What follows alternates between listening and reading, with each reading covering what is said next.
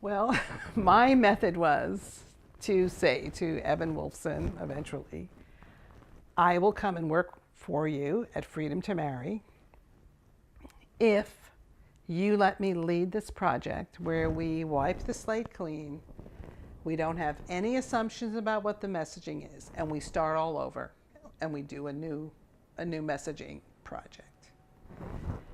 And because Evan was trying to shape this Freedom to Marry 2.0, he was a legal expert, he was an advocate, he had the bully pulpit, but I was a ballot measure expert. I mean, I had real on-the-ground skills that I could bring to this new version of Freedom to Marry. And I said this to Evan, and he agreed. No matter what the research is, we're going to use it. You can't make up messaging, I can't make up messaging, it's not working. And so we've really got to go back to the drawing board. And so that was the agreement. And so we would now, not just a few weeks going into a ballot measure campaign, but we caught a real lucky break. 2010, we had no marriage on the ballot in any state in the US. We got a pass. And that was when we started, doing that serious work. So we essentially had 2 years to figure this all out. You accept this position, you start in January 2010. How do you get started up? Well, my idea was to do something that actually had, to that point, never been done. I think I mentioned to you the sort of Groundhog Day experience, which was every state started their own campaign. They hired a pollster, they hired consultants, they did data, they did research. And all of that existed somewhere in a disorganized way. So my first task was really to collect everything. So I collected over 85 data sets, every poll, every focus group report. It was just a massive amount of material with the idea that, well, maybe the top testing messages in some of these cases led us astray, but there might be other really important material in there. And that we could look across so many different focus groups in different parts of the country and different polls and kind of see if there was some promising leads that really hadn't been followed up on. Well, there were two things, right? There was all the focus group reports where, you hit words and phrases that seemed to come up over and over and over again. And then you had quantitative data from just the different wording of questions and responses that came, and kind of an interesting point here, and then it was phrased there. And so, there was just a tremendous amount of material that we were all kind of going over. But before they concluded that report, we decided they would do these focus groups here in Oregon. And Lisa, her suggestion was, a very simple one. And I'll say in many cases in this message journey, afterwards, things seem so incredibly simple, when they're right. But before you get there, they don't seem that clear. So what she said was, let's just start these groups. We're not even going to mention gay people. Let's just talk about marriage and see how people feel about marriage. What's the language and the words that they use to describe marriage, their experience in their life.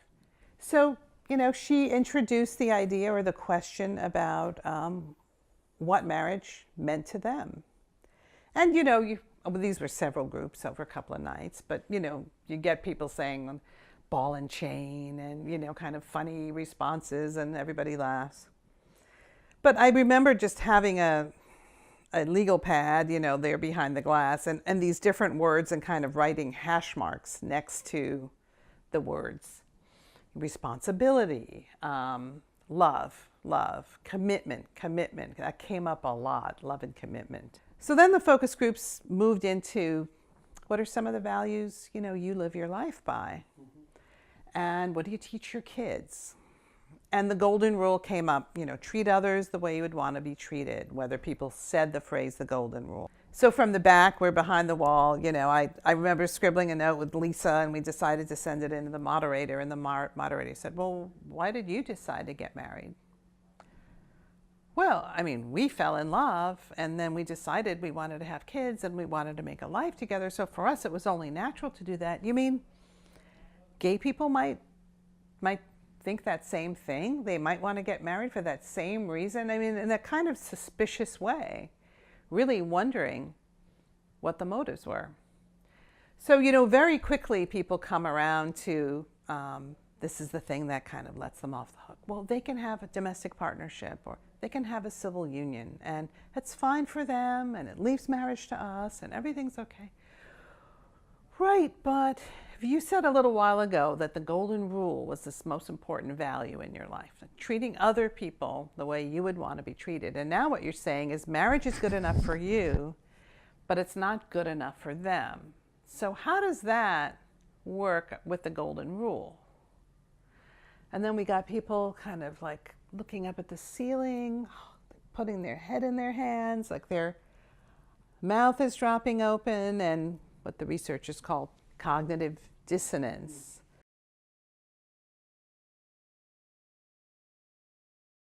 Voters essentially have 3 levels of persuasion. The most powerful level is like the me level. Like a voter believes that how they vote on something is a direct reflection of who they are, right? The second powerful level is the me and my own. Like somebody votes for something to protect something they care about, their kids, right? They're going to vote to protect their kids. And then the least persuasive level is the community level, right? They vote on behalf of their neighbor down the street, right? They vote in favor of gay marriage because they think it will reflect better on the state of California. And so when you think about the ads that we saw in 2008, and really the interview process in 2011 in Minnesota, centered on the Prop 8 report, which was the idea that it was some kind of an analysis done on the Prop 8 campaign. And one of the things that I presented to the board is, clearly in California, you have state court judges and politicians saying, California is a state that doesn't discriminate, so let's vote against Prop 8, vote no on Prop 8. And all of our persuasion in 2008 in California was around the community. Do this on behalf of your gay neighbor down the street, or do this to make sure that California doesn't discriminate. And then all of a sudden our opponents obviously say, vote yes on Prop 8 and protect your kids. It's the me and my own level. It's like, I need to protect my kids, so I'm going to vote against gay marriage. And when you think about it, when a voter is going to protect their kids or their gay neighbor down the street, they're always going to protect their kids when they're asked to make that decision. And so what I said in that interview process, and what I believed from the beginning, is for Minnesota to be successful, we had to find out if there's a way to get to the me level, right? So that a straight voter who's a Republican and who has 2 children who are in 2nd grade, when they look at this issue, they say, for whatever reason, this is about who I am. My no vote on this thing is about who I am and what I believe. And that's really hard, right? Because you can't go to a straight person and say, imagine if you were gay, right? You can't ever do that because they're not going to do that. Brains just aren't, it's not a natural way for them to analyze a political decision they have to make. And I'll never forget, like, Thalia Zepatos is sitting in the meeting, and a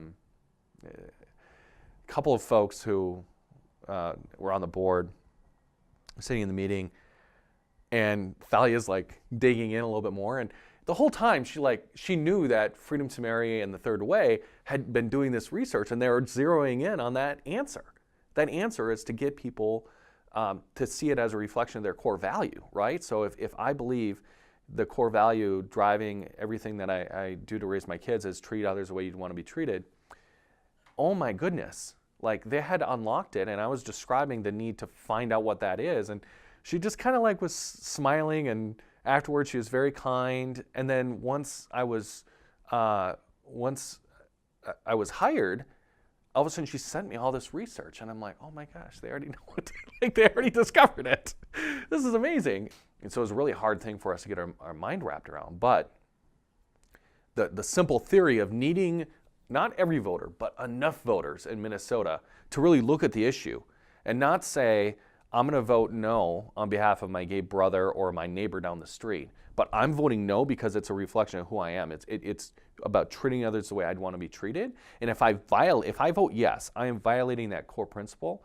And it's more important to me to demonstrate for my kids and the next generation that I'm sticking to my core principle. Even though I'm not really sure about this marriage thing, I'm going to stick to this core principle. And that's more important to teach them to stick to your principles and to do what you believe in than this stupid threat that they're going to learn about gay marriage in second grade. I mean, by the simple fact that the same people put it up for a vote, our kids are learning about gay marriage because it's in the public discourse. Nobody imagined in 2004 that in, 11 years we'd be done. But this issue it's unique in that once somebody starts on a journey, it's like they go from 0 to hero overnight. Like they just wake up one day and they go to bed one night thinking I'm against those gay people getting married, and they wake up the next day saying, well, why would I ever be against it?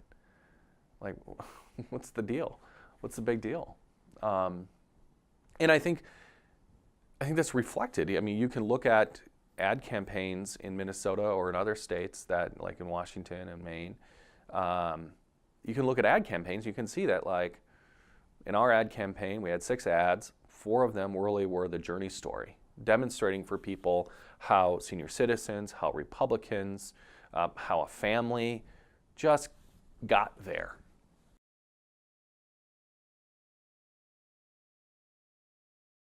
Parents were good messengers because they could respond to kind of like the kids and school stuff, and that it was other parents of school-age children who were most susceptible to the attacks, and so we knew we needed to get family members involved. We knew that family members were good to show that this isn't a scary thing. Like, your family accepts you, so why shouldn't I? So we had all these reasons to think that something with family was going to be an important piece. We knew obviously finding parents as messengers and stuff like that. But this idea, Amy Simon used to refer to it as the Kennedy Center Thanksgiving, not Kennedy Center, but the Kennedy family Thanksgiving, of it was just this quintessential Americana. We're all playing touch football out on the lawn, and we're all carving up a turkey. It's Rockwellian. It's, it is this ideal that people have in their minds about what family means. When you say family and you think of Thanksgiving, what do you think? And so we had this idea of wouldn't it be great if you could have 3 or 4 generations all together? And then that way you've got the older people and they don't care. You got the younger people and they don't care. They're all seemingly coexisting under this roof. They're breaking bread. They're enjoying their time together, even though one of them is gay. And they don't, the straight brother is just as comfortable with the whole thing as everybody is on board. They all get it. And so we had this idea of for a long time, this working title of this Kennedy Thanksgiving thing. And we just kept our eyes open throughout the campaign. And again, this because we had a head start, because we'd already been doing so much canvassing and signature gathering and research, that we had a lot of time for this, but we were keeping our eyes peeled for a multi-generational family that was supportive. And we had this incredible volunteer from the Bangor office, and she would always talk about her grandparents, and they lived in McTighe, Maine, which is one of the most cozy Maine, traditional. It's where the whole Downeaster accent comes from. That whole you can't get that from here. That's McTighe is Maine. That's where they're talking about. Beautiful, very far north. Past what would be the Canadian border if it was contiguous. And so she was talking about their grandparents. They were older and they were in their 90s. I was wow, they sound awesome. And he was a World War II vet. Wow, that's incredible. And so we actually ran the ad on opening ceremonies of the Olympics. We spent a week's worth of budget just to run the ad, just during the opening ceremonies, because we wanted it to really get a lot of play. And it ran in the first hour block of the opening ceremonies, sure enough. And the next day had 100,000 hits on YouTube already. And this we're only talking about a few years ago, but digital, Twitter didn't exist yet. You didn't have the same kind of viral social media frenzy that you do now with things. But anyway, we just had you know, it was a gamble, and it paid off because, you know, people were talking about it the next day, and it was on the news, and there was getting a lot of earned media, and people were writing columns about it. And Frank Bruni came up to New York to write a column about, you know, he wanted to meet Harlan, and he wanted to go up to the place and meet him. And so it was a very cool example of like how through the course of this research, like as we've been sort of developing these messages, you know, we knew the kind of messengers we needed, but as much as we can really do a lot of smart research, you also have to sort of sometimes just kind of go with your instinct and what happens, and, you know, deal with, you know, the moment. Like in the, you know, it's like you sometimes some really great things can happen, and you got to sort of seize on it when you meet some incredible messenger, or there's just something that's so powerful, some moment that you're able to elevate and remind people of, or call up, that can be more powerful than the most scripted, well thought through, researched TV ad.